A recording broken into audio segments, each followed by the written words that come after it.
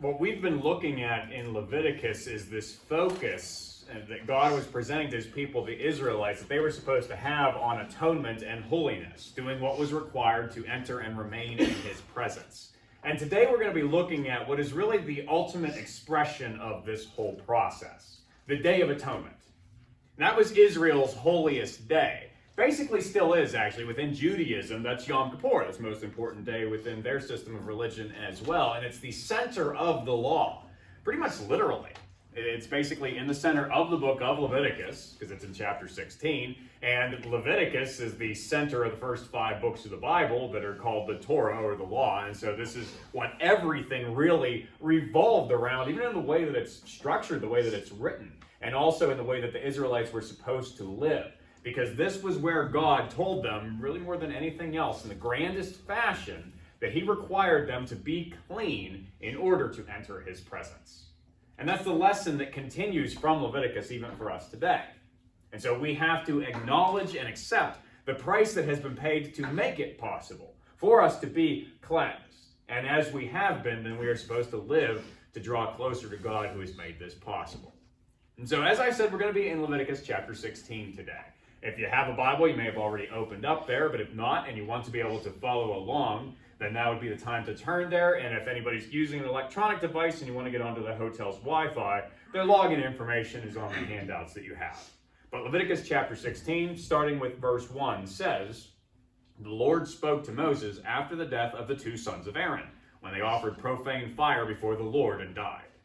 And the Lord said to Moses, 'Tell Aaron your brother not to come at just any time into the holy place inside the veil before the mercy seat which is on the ark, lest he die. For I will appear in the cloud above the mercy seat. Thus Aaron shall come into the holy place, with the blood of a young bull as a sin offering, and of a ram as a burnt offering. He shall put a holy linen tunic and the linen trousers on his body. He shall be girded with a linen sash, and with a linen turban he shall be attired. These are holy garments. Therefore he shall wash his body in water and then put them on. And he shall take from the congregation of the children of Israel 2 kids of the goats as a sin offering, and 1 ram as a burnt offering. Aaron shall offer the burnt bull as a sin offering, which is for himself, and make atonement for himself and for his house. He shall take the 2 goats and present them before the Lord at the door of the tabernacle of meeting. Then Aaron shall cast lots for the 2 goats, 1 lot for the Lord, and the other lot for the scapegoat. And Aaron shall bring the goat on which the Lord's lot fell and offer it as a sin offering, but the goat on which the lot fell to be the scapegoat shall be presented alive before the Lord, to make atonement upon it, and to let it go as the scapegoat into the wilderness. And Aaron shall bring the bull of the sin offering, which is for himself, and make atonement for himself and for his house, and shall kill the bull as a sin offering, which is for himself. Then he shall take a censer full of burning coals of fire from the altar before the Lord, with his hands full of sweet incense beaten fine, and bring it inside the veil. And he shall put the incense on the fire before the Lord, that the cloud of incense may cover the mercy seat that is on the testimony, lest he die. He shall take some of the blood of the bull and sprinkle it with his finger on the mercy seat on the east side. And before the mercy seat he shall sprinkle some of the blood with his finger 7 times. Then he shall kill the goat of the sin offering, which is for the people. Bring its blood inside the veil. Do with that blood as he did with the blood of the bull, and sprinkle it on the mercy seat before the mercy seat. So he shall make atonement for the holy place, because of the uncleanness of the children of Israel, and because of their transgressions, for all their sins. And so he shall do for the tabernacle of meeting, which remains among them in the midst of their uncleanness. Dropping down to verse 20 then. When he has made an end of atoning for the holy place, the tabernacle of meeting, and the altar, he shall bring the live goat. Aaron shall lay both his hands on the head of the live goat, confess over it all the iniquities of the children of Israel, and all their transgressions, concerning all their sins, putting them on the head of the goat, and shall send it away into the wilderness by the hand of a suitable man. The goat shall bear on itself all their iniquities to an uninhabited land, and he shall release the goat into the wilderness. Then lastly to 29, this shall be a statute forever for you. In the 7th month, on the 10th day of the month, you shall afflict your souls and do no work at all, whether a native of your own country or a stranger who dwells among you. For on that day the priest shall make atonement for you, to cleanse you, that you may be clean from all your sins before the Lord. It is a Sabbath of solemn rest for you, and you shall afflict your souls. It is a statute forever. This begins within the shadow of judgment. That's what establishes this, by referring back to the deaths of Nadab and Abihu and how their sacrilegious approach had led them to being destroyed. That profane fire that they offered. And so they're told, Aaron is told, cannot do this. God's presence has to be respected. He has to be regarded as holy by those who draw near him. And so he could only be approached one way, and only on one day, the 10th day of their 7th month. So for us on our calendar, that usually falls somewhere middle of September to the middle of October.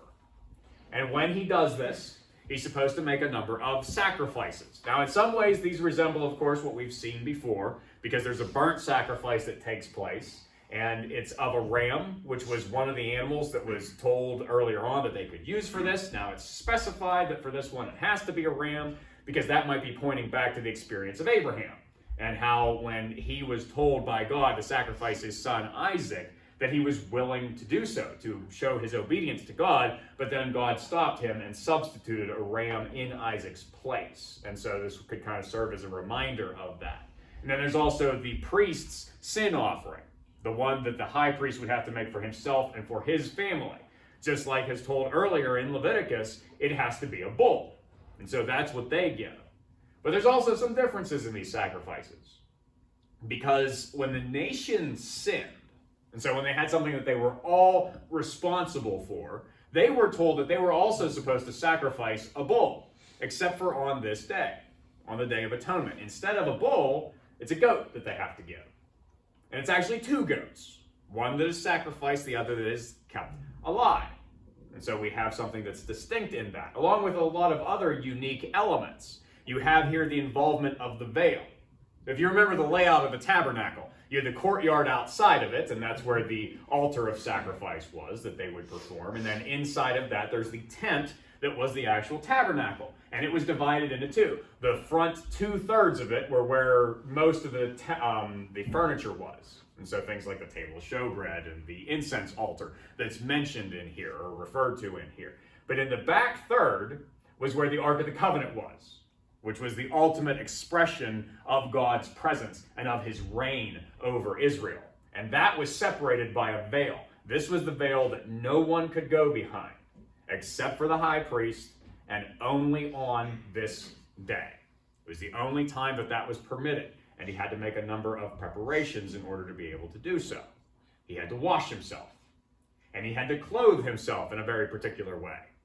And notice from what it says there, those are not the clothes that he would normally wear. Those were not the vestments of his high priesthood, the things that were a badge of his office, his uniform that showed his authority, his high standing in Israel. That's not what's being done here. It's not even the clothes that other priests would normally wear.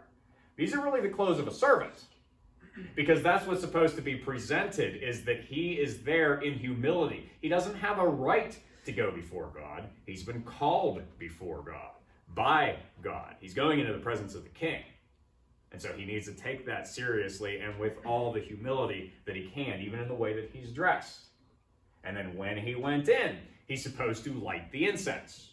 And this is where we learn, too, what it was that maybe his sons had done wrong, because he's told specifically he has to use coals from the altar that's just outside the tabernacle. That's what he has to use in order to light the incense on fire. And maybe they didn't do so, and that was why they were punished. But in any case, it's what he has to do in order to create a cloud of smoke.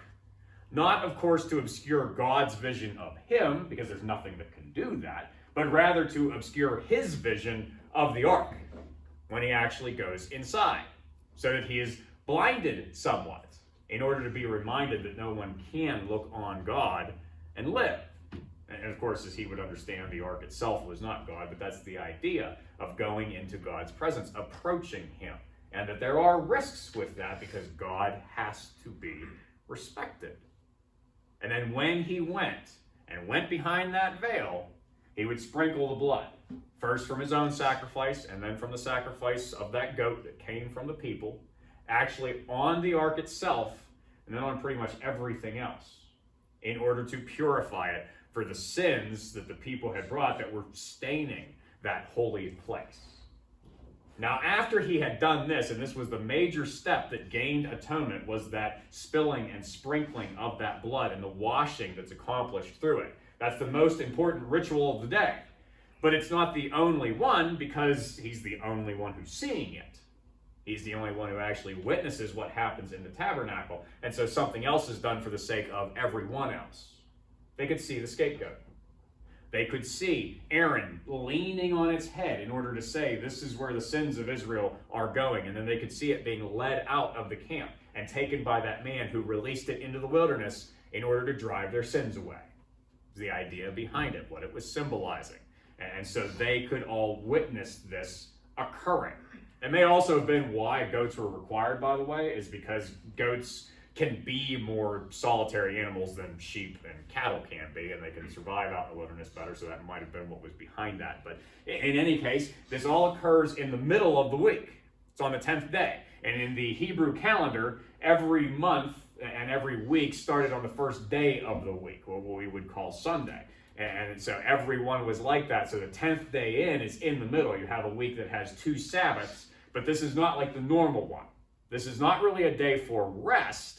This is a day that they are told that they're supposed to afflict their souls. And so an aspect of that probably was that they were supposed to fast. They weren't supposed to eat anything at all. What it really boils down to, of course, is that they are supposed to be completely focused on what this day is for. Their need for forgiveness.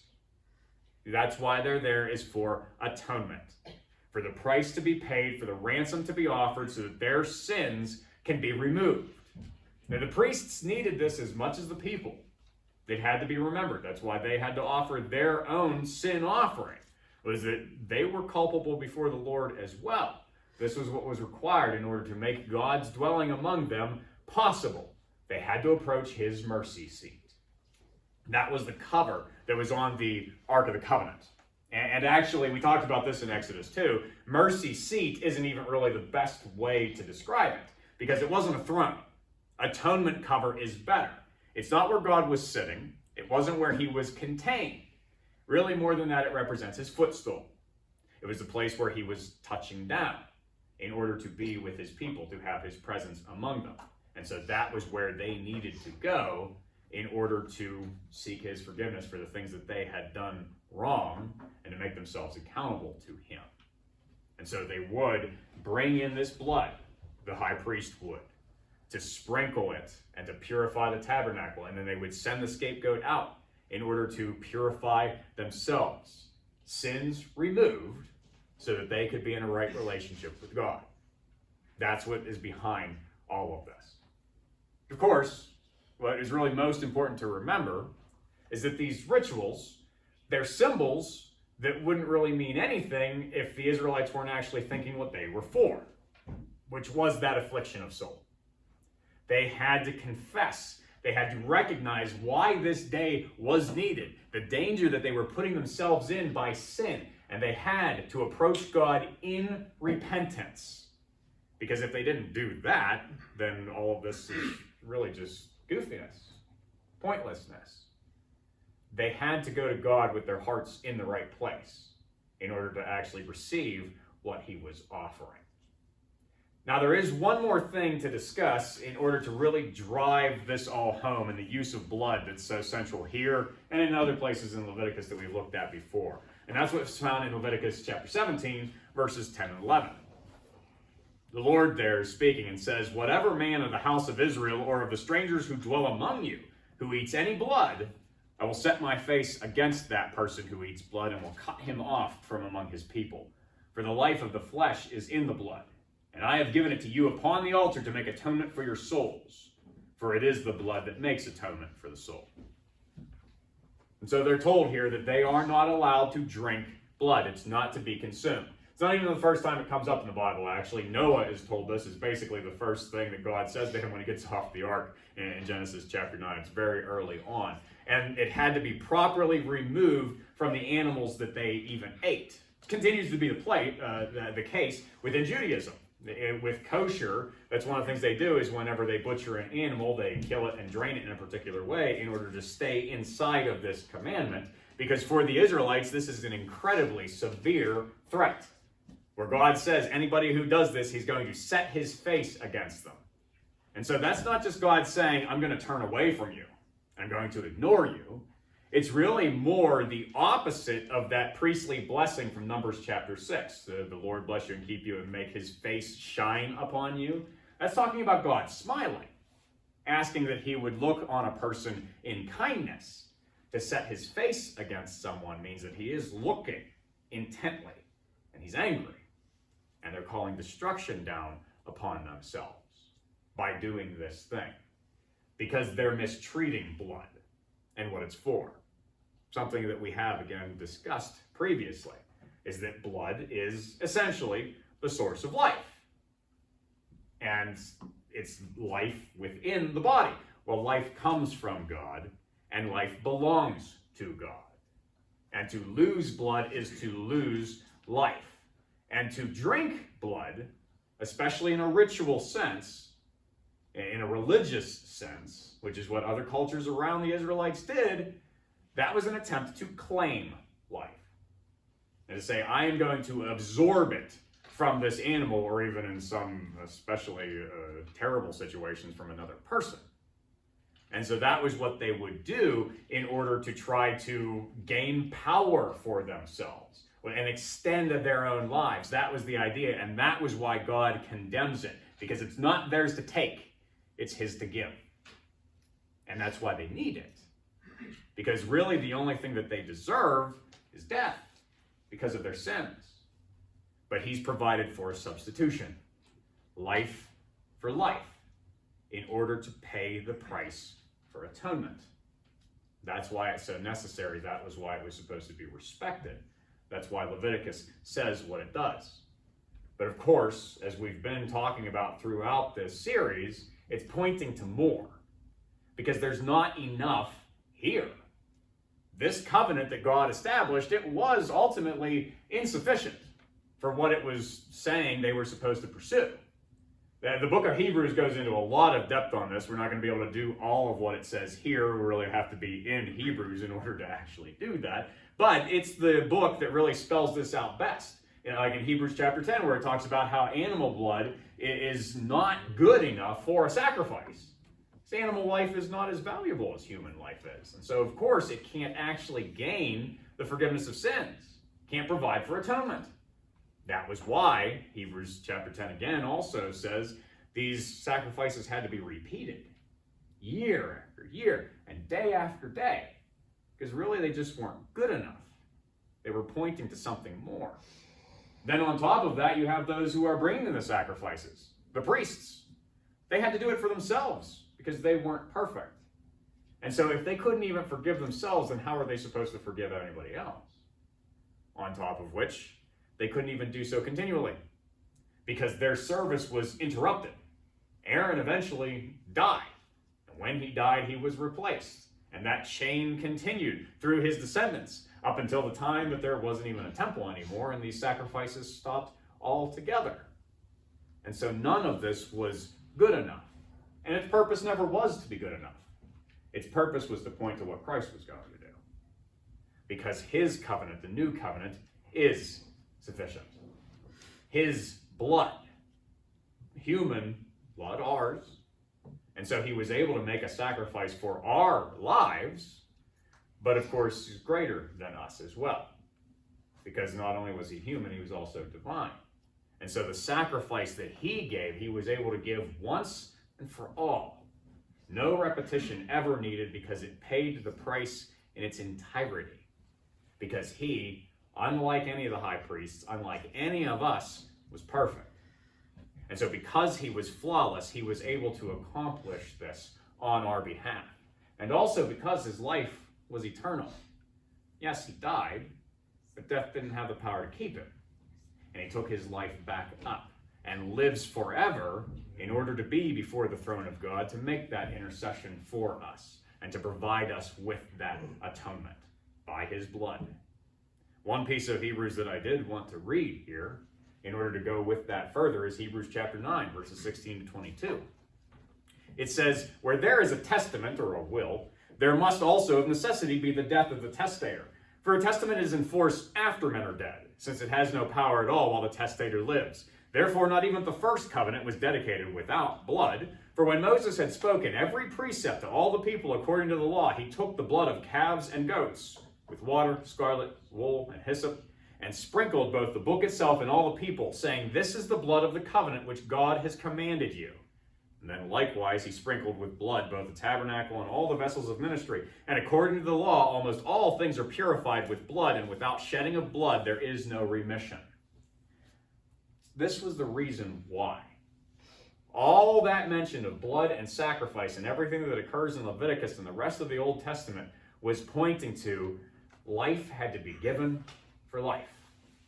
Because that was the only way that remission could occur. Removal. The forgiveness of sins, the washing away of that filth. It could only be done through death, and could only be done in our place by the death of Christ, who gave his life but then rose again so that we could have a forgiveness that lasts forever. That's the picture of Jesus as the sacrifice. But it's also the picture of Jesus as the priest, because he took his own blood behind the veil, so to speak. If not on the earthly temple, but rather that this separation between heaven and earth. He went to God with his sacrifice in order to be the one who asks for our forgiveness by being torn himself, but as a result tearing that veil out of the way, as no high priest had been able to do. It actually says that in Matthew chapter 27. It's one of the details of the crucifixion of Jesus. Is that the moment he died, the veil in the temple, that was the replacement for the tabernacle, was torn from top to bottom. And what that said was that in that moment, what separated us from God was taken away. It was no longer a matter of one person, one day a year. Now everyone can go to God, because Jesus opened the door for us that was closed against us before. That was what he made possible. Now, of course, all of this was invisible as it was happening. When Jesus died, all anyone saw was somebody dying on a cross. He was accomplishing all of this. He paid the price for atonement by going to the Father alone with this. But it wasn't seen that he had taken the sins and carried them for us like the scapegoat and taken them away until he made it evident by rising from the dead. That's the proof that showed that this was accomplished, done once and for all. His life given for our lives, and then when he lived again, he made it so that we could live through him. And so everything that Leviticus was about, it could never do. But he accomplished it ultimately. And that's what we stand upon. The guarantee that salvation is available to anybody who wants it. And so for anybody who is looking for that, and maybe found your way to our YouTube channel as a result of that, you can enter God's presence. You can have a direct relationship with him. But to do that, you have to start by afflicting your soul. Seeing that there are things that you have done, sins that you have to confess that have made a separation between you and the Lord. That there is a need here. And it's one that you can't fix. But that you don't have to, because Jesus did it on your behalf. And so if you will accept him, if you will have faith in him, then you will be saved, and you can have that now. And for anyone who needs that, I hope today is the day that you make that decision. Now, for those who have made that decision and are Christians, remember that you have that access to the Father at all times. Not because you're worthy of it, but because of Jesus. And so continually return to the Father through the Son. And as his blood has washed you, let it keep you clean, so that you can be dedicated to the pursuit of what he's called you to. Again, not because you're earning salvation for yourself, but because you've been saved. And because you're grateful to him and you want to shine him into this world. So that's what we're here to do. Welcome the people around you to experience the blessings of the holiness that Christ provides. That all along really was the message of Leviticus. And that is still what we are all called to share.